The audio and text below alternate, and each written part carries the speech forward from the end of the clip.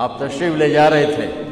ہجرت کے سفر میں، سراقہ بن مالک 100 اونٹ کے چکر میں پیچھے آیا۔ صدیق نے کہا یا رسول اللہ دشمن آ گیا۔ ہم نے کہا اللہم اکفنا شرہ بما شئت، یا اللہ اس سے حفاظت فرما۔ اس کا گھوڑا زمین میں دھنس گیا، کہنے لگا جان گیا ہوں تو کوئی شے ہے، مجھے یہاں سے نکال، پیچھے نہیں آتا۔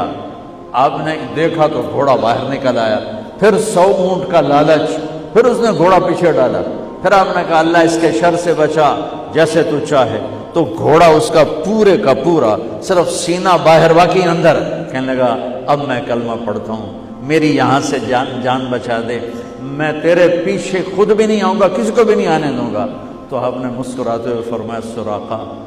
آج تو میرا پیچھا کر رہا ہے، وہ کیا دن ہوگا جب پرشین امپائر کے بادشاہ کے کنگن تجھے پہنائے جائیں گے۔ چند ہزار قریش سے جان بچا کے مدینے جا رہے ہیں، مکے کی آبادی 10,000 بھی مشکل سے ہوگی اس وقت، چند ہزار سے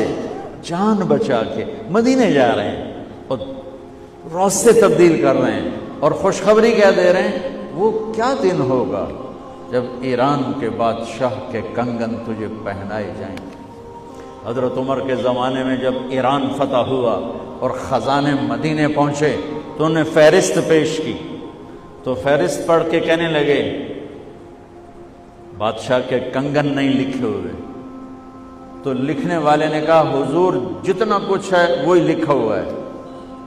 فرمانے لگے نہ جھوٹ بول رہا ہوں نہ کہنے والا جھوٹا تھا، میں نے ابو بکر سے دنیا سے جاتے ہوئے اس نے مجھے بلا کے کہا تھا کہ میرے سامنے اللہ کے نبی نے فرمایا تھا سراقہ تجھے رب کسریٰ کے کنگن پہنائے گا، وہ ہونے چاہیے، یہاں نہیں، تم نے نہیں دیکھے، سب غلط ہے، دیکھو سارا خزانہ الٹا کے مارا۔ کتنی لمبی حکومت تھی پرشین امپائر، 3164 سال لمبی حکومت تھی،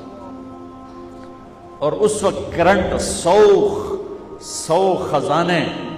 اونٹوں پہ لد کے مدینہ پہنچے تھے، کھنگال مارے، آخر کسریٰ کے کنگن نکل آئے۔ آپ نے کہا سراقہ کو بلاؤ، سراقہ بیمار تھے تو سہارے پر آئے، تو عمر نے خود اپنے ہاتھوں سے ان کو کنگن پہنائے کہ محمد سے وفا تو نے تو ہم تیرے ہیں، یہ جہاں چیز ہے کیا لوح و قلم، خزانے تو اللہ کے ہاتھ میں ہیں، چابیاں اللہ کے ہاتھ میں ہیں، دینے والا اللہ ہے،